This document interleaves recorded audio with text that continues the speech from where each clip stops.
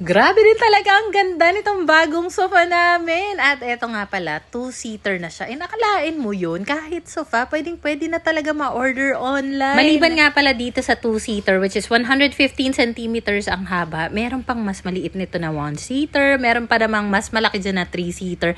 And even yung ilalim niya, maganda, maayos yung pagkakagawa.